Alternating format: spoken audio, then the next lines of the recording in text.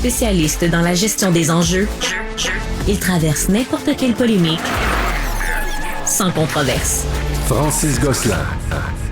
C'était une arrivée assez attendue, en fait, par moi, certainement, d'un nouveau dispositif, nouvel appareil technologique sur le marché canadien, le casque d'Apple Vision Pro, fait son arrivée au Canada en début de semaine prochaine, le 12 juillet. J'ai eu la chance, fait le plaisir de lire l'article d'Alain McKenna, qui est journaliste au Devoir aujourd'hui, dans le Devoir, et je voulais lui poser quelques questions, parce que l'article était, somme toute, assez complet. Bonjour, Alain. Salut, Francis. Donc, dis-moi, ce casque, je croyais qu'il était déjà disponible au Canada. J'ai vu des Canadiens qui en avaient, mais je devine qu'ils l'ont acheté aux États-Unis dans les derniers mois. Le casque a été lancé il y a quelques temps déjà, je pense, aux États-Unis. Exact. Il a été lancé l'année dernière. Il a été présenté l'été dernier au public américain. En fait, à la scène internationale, mais ce sont les Américains qui ont été les premiers à pouvoir l'acheter. Et là, cette semaine, en tout cas dans les prochains jours, c'est au tour des Canadiens. Depuis la semaine dernière, il est disponible en précommande. Et là, évidemment, les premières livraisons vont avoir lieu la semaine prochaine. Le casque, évidemment, là, est assez distinctif de par son look. Puis, je me fie à ton article, mais j'avais aussi lu cette nouvelle il y a plusieurs années. Apple avait fait l'acquisition d'une start-up, comme on dit, québécoise, montréalaise, le VRVANA.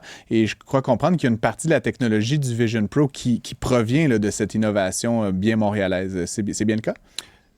Exact. VRVANA, c'est une entreprise, c'est 3 ingénieurs de l'Université de Sherbrooke qui avaient créé ça. Ils avaient créé un casque, le Totem, qui apportait une interface nouvelle, c'est-à-dire que, on connaît beaucoup ça dépend qui on parle, évidemment, mais on parle beaucoup, disons, de réalité virtuelle, qui est en fait un environnement immersif. On met un casque, mais on voit pas devant nous, on voit seulement l'environnement numérique. Ce que VRVANA, avec le Totem, proposait, c'est d'utiliser ce qu'on appelle une réalité augmentée ou une réalité mixte, c'est-à-dire qu'à travers des caméras placées à l'autre côté du casque, on voit ce qui est devant nous, comme si on portait des lunettes, en fait. Et sur ce qu'on voit devant nous, ça ajoute du contenu numérique. Comme là, par exemple, ce que vous voyez, c'est mon avatar créé par cette technologie-là qui prend des caméras et affiche derrière moi ce qui est derrière moi, mais dans le fond, c'est pas vraiment moi en 3D, ça, c'est une version numérisée de ma tête. Et ça, c'est une des particularités du casque d'Apple et c'est permis notamment grâce à la technologie, en partie en tout cas avec la technologie québécoise qui a été acquise par Apple à l'époque. Là. Bon, je n'osais pas de le dire, mais je trouvais que tu avais un drôle de look, Alain, pour l'entrevue. Puis écoute, j'ai de la misère à regarder par en haut à cause de l'avatar. Je sais pas où regarder pour regarder la caméra. Très intéressant. Tu peux regarder plus haut, en tout cas, certainement. Donc, parle-nous-en. Donc, tu en possèdes un exemplaire, donc manifestement, reçu, j'imagine, en tant que journaliste techno. Qu'en est-il de ce casque? Déjà, il se vend 5 000 $ et là, je pense que c'est plus taxe. Est-ce que je me trompe, là? Ah, puis c'est plus taxe, c'est plus accessoire. Hein, donc, ça peut monter vite à plus que ça encore. Ah oui. C'est réservé quand même pour une certaine frange de la population à ce prix-là. Là. Il y a des voitures sur AutoTrader, je pense qu'on peut acheter pour moins que 5 750 $. Donc, oui. T'en as eu une copie. Ça fonctionne bien, j'imagine, un truc à 6 000 $, Alain McKenna? Forcément, il faut dire, parce qu'il faut le relativiser, c'est pas donné, parce que pour plein de raisons, en fait. Évidemment, selon la rumeur, mais Apple ne le dira pas, mais le prix, évidemment, est artificiellement gonflé pour limiter l'adoption, parce que l'idée, c'est qu'on veut créer dans le temps une plateforme. C'est quand Tim Cook, qui est le plus grand patron de chez Apple, a présenté le Vision Pro, a dit c'est pas juste un casque, c'est une plateforme, c'est la prochaine affaire après l'iPhone, après le Mac chez Apple, donc ça va être gros. On imagine qu'il va y avoir des versions plus abordables de ce casque-là qui vont être mises en marché plus tard, mais en attendant, il faut quand même que des gens qui créent des applications et des environnements aient accès à la technologie. Donc, c'est une façon de limiter l'accès tout en offrant justement un casque qui est vraiment, en fait, le Cadillac des casques comme ça. Il est 5 000 $.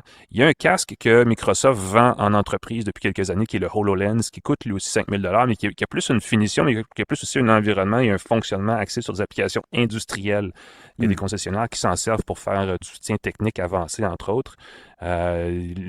Le Vision Pro, il est peut-être pas, disons que je ne l'utiliserai pas dans un garage parce qu'il est fait en verre et en aluminium et en matériaux qui sont plus je ne vais pas dire luxueux, mais plus raffinés, disons, que du gros plastique ou des matériaux qu'on voit souvent dans des garages ou dans des usines ou ainsi de suite. Mais on cible une clientèle professionnelle qui a les moyens justement de se payer ça. Quand il a été lancé aux États-Unis, on dit Apple cherchait à convaincre des grandes entreprises des gens qui travaillent de bureau, le travail d'information, à adopter ça pour remplacer un poste de travail complet, à permettre une forme de télétravail, je dirais un peu futuriste, parce qu'on peut jumeler un clavier, on peut jumeler une souris au casque et l'utiliser avec plein de fenêtres qui ouvrent devant soi d'applications qui sont soit des applications qui existent déjà sur iPhone, sur iPad, ou on peut même faire surgir devant soi l'écran de son Mac qui, lui, est fermé devant nous et qu'on n'utilise pas vraiment. Donc, il y a une façon de virtualiser le travail qui fait que ce casque-là, dès le jour 1, est fonctionnel. Il y a des applications, il y a des environnements qui fonctionnent, il y a des choses comme ça, qui n'était pas le cas du Meta Quest, qui est le casque de Meta, qui, lui, coûte beaucoup moins cher. Il est 650 mais il est plus axé sur le jeu vidéo. Il y a beaucoup moins d'applications de productivité comme ça. Donc, on cherche un peu cette niche-là. Mais pour l'instant, effectivement, c'est pas un casque grand public dans la mesure où il est vraiment hors de prix. Et puis les applications qui vont faire la différence, là, on les attend encore, là, définitivement. Deux questions rapidement. Alain, première chose, bon, je suis moi-même un adepte de Mac. Je pense que je sais pas si tu en es un adepte, mais bon, tu as certainement expérimenté avec bon, le MacBook, le Apple, l'iPhone. Tu sais, ça prend 2 secondes. Tout le monde comprend. L'interface est intuitive. On ouvre, ça fonctionne. Est-ce que c'est la même expérience, signature Apple qu'on a dans le Vision Pro, on allume, c'est facile. Parce que là, je disais ton article, il faut pincer, tout ça, se gratter le nez. Puis, déjà, mettons, ma mère, elle a besoin des fois de dépannage avec son téléphone. Je disais, une affaire de même. Tu comprends? Je dirais, faut-il absolument être un érudit de la technologie pour comme, apprendre vraiment à s'en servir ou il y a quand même un peu d'intuition à la Apple qui est facile à mettre en œuvre là-dedans? Non, l'environnement numérique, les applications apparaissent devant nous comme si c'était un écran d'iPhone, c'est des petites bulles. Je compare je compare un peu à ce qu'était le Mac, le premier Mac, qui est une interface de base qui a évolué beaucoup pour devenir aujourd'hui. Ce qu'on voit sur un Mac aujourd'hui, c'est vraiment 100 fois plus compliqué que ce qu'était un Mac. À l'époque, la souris du Mac avait un seul bouton. Donc, l'interface du casque, c'est un peu la même chose pour l'environnement virtuel, c'est-à-dire qu'on a juste vraiment une grosse fonction manuelle qui est de pincer avec son doigt. Qu'on pince avec les doigts, c'est comme une façon de cliquer le bouton de la souris et on regarde, avec nos yeux, ce qu'on regarde, c'est comme pointer un curseur vers quelque chose. Quand on regarde une icône puis qu'on pince des doigts, on ouvre ce qui est derrière l'icône. Ça peut être une application ou une alerte ou peu importe. Et on peut le faire, si on le fait à 2 mains, on peut zoomer ou sortir d'un peu d'une image ou peu importe, d'un document ou quoi que ce soit. Donc, l'interface est assez basique. On s'y reconnaît. Il y a une courbe d'apprentissage. Évidemment, il faut se familiariser avec tout ça au début. Mais une fois qu'on le maîtrise, on peut aller dans des jeux, des applications et il y a évidemment plus de fonctions de gestuels, disons, qui vont venir avec le temps. Déjà, il y a des jeux qui utilisent des fonctions, des mouvements des mains pas mal plus compliqués que cette fonction-là, mais c'est pas encore à point, là. Des fois, ça marche, des fois, ça marche pas. Tu le disais, dans mon texte, je disais, à un moment donné, je me suis gratté le nez, j'ai fermé mon courriel, je suis en train d'envoyer un courriel parce que j'essaie de, justement, ces applications-là, puis tu fais, c'est pas entièrement naturel dans le sens où il faut vraiment se familiariser avec l'environnement parce qu'il y a des gestes qu'on ne pourra pas faire avec un casque comme ça devant les yeux, mais c'est un environnement qui est plus facile à maîtriser que ce qu'était le Quest 2, disons, qui est le premier casque de réalité virtuelle vraiment grand public qui a été mis en marché il y a quelques années, là, et qui venait avec des contrôleurs, tout ça. Là, ça fonctionne plutôt bien. Là. C'était ma dernière question pour toi, Alain. Je possède un Meta Quest 2. Je m'en suis servi beaucoup la première semaine. Comment ça s'appelle? Beat Saber. Puis il y avait un jeu là, qu'il fallait éviter des balles en arrêtant de bouger. J'oublie le nom. La deuxième semaine, un peu moins. Ça fait 1 an et demi là, que je l'ai. Honnêtement, je me rappelle plus la dernière fois que je l'ai sorti de sa boîte. Tu sais, bon, tu dis c'est juste 650 $, mais c'est un cadeau de Noël dispendieux. Cher, là, et j'ai quand même le sentiment, encore une fois, je suis technophile. Je gagne moyennement bien ma vie. Je me suis permis cette patente-là et l'expérience, le résultat des courses, ça sert à rien. Là, tu comprends? Je suis pas nécessairement tenté de me racheter un autre casque de réalité virtuelle suite à cette expérience. Là. Fait en termes de, Tim Cook, il fait son pitch marketing, là, mais est-ce que tu vois vraiment un avenir moyennement rapproché dans lequel tout le monde a ça? Là?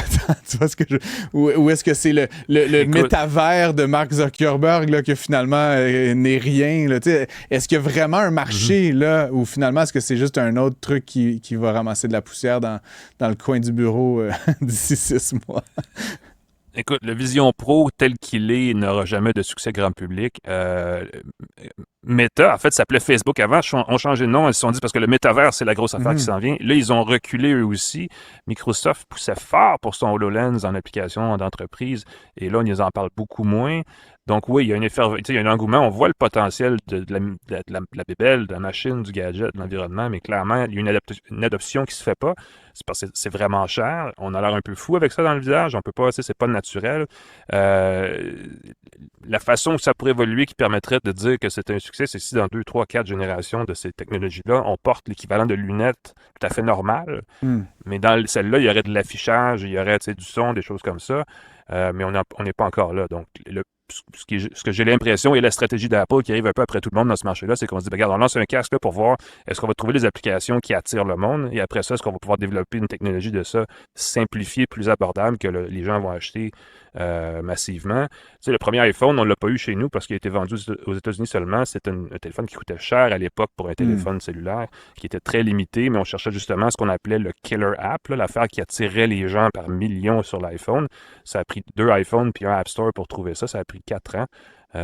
Pour arriver avec l'iPhone comme un appareil, une plateforme dominante et que ça a lancé après ça pour tout le marché de la mobilité. Là. Et tu racontes dans l'article que Angry Birds a beaucoup participé à ça, notamment. Ben, c'était la grosse affaire. C'est ce que les gens, tu sais, dans l'autobus, c'est ce que les gens faisaient. Ils voulaient un iPhone pour jouer à ce jeu-là parce que ça a été un déclencheur. Il n'y avait pas juste celui-là, mais c'était vraiment l'application qui, à l'époque, a comme cimenté le marché de la mobilité. Là, ce qu'on attend, ben, c'est l'équivalent de ça pour le marché de la réalité virtuelle ou mixte ou augmentée. Et je veux dire, on ne l'a pas encore trouvé. Là. Ça, c'est certain. Est-ce qu'on va la trouver? Ça, la question est ouverte.